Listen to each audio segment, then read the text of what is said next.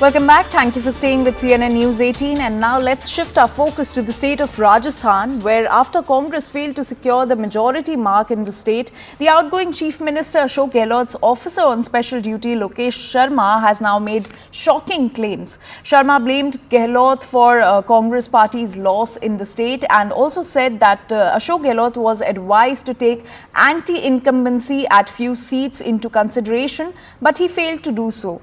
He also said that he was not shocked with the results as no changes were made in the ticket distribution even after feedback from the voters. Meanwhile, Congress leader Sachin Pilot responded to Sharma's allegations and said that the party needs to introspect and take these allegations against Ashok Gehlot into consideration.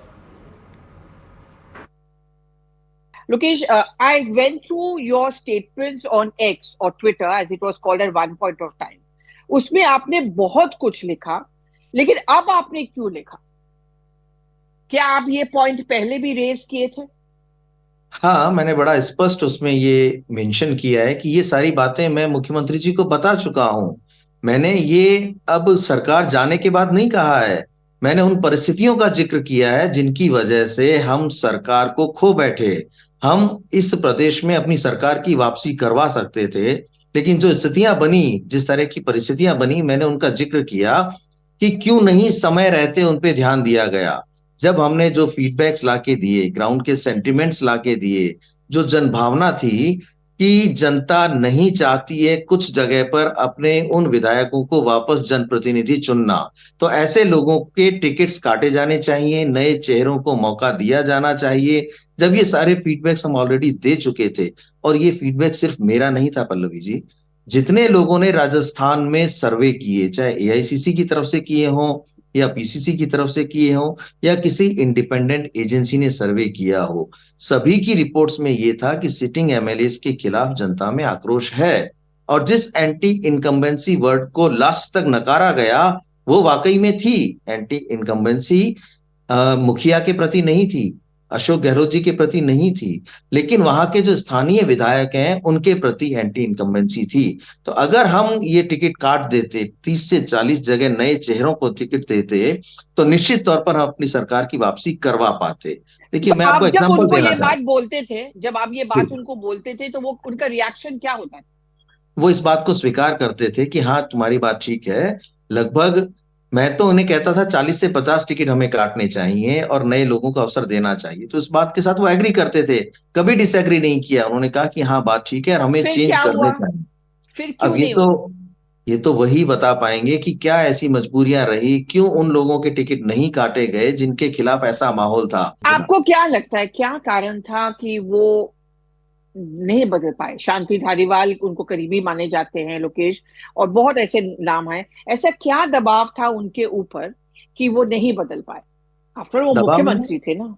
दबाव कोई नहीं था भाई, आला कमान ने तो उन्हें free hand दिया हुआ था, जिनको चाहा उनको उन्होंने टिकट दिलवाया। तो वो उनकी हठधर्मिता या जिद ही थी जिसकी वजह से उन सभी लोगों को टिकट दिया गया जिनमें से काफी लोग चुनाव हार रहे थे। तो ये एक बड़ा कारण रहा जिसकी वजह से हम अपनी सरकार की वापसी नहीं करवा पाए। लेकिन अक्सर सचिन पायलट के करीबी ये आरोप लगाते हैं कि उनके फोन को टैप किया जाता था, उनके कॉन्वर्सेशन को ट्रैक किया जाता था, उनके मूवमेंट को ट्रैक किया जाता था। क्या आपको लगता है ये बात सही है कुछ हद तक? देखिए, इस बात की मुझे उतनी जानकारी नहीं है, लेकिन जो आपने सुना है या जो लोग बात करते हैं कि इस तरीके से जो कहते हैं कि कहीं ना कहीं सारी चीजों पे ध्यान तो रखा ही जाता था, मॉनिटरिंग की जाती थी कि क्या हो रहा है, कौन कहाँ जा रहा है, किससे मिल रहा है, उन सब चीजों पे तो ध्यान रखा ही जाता था।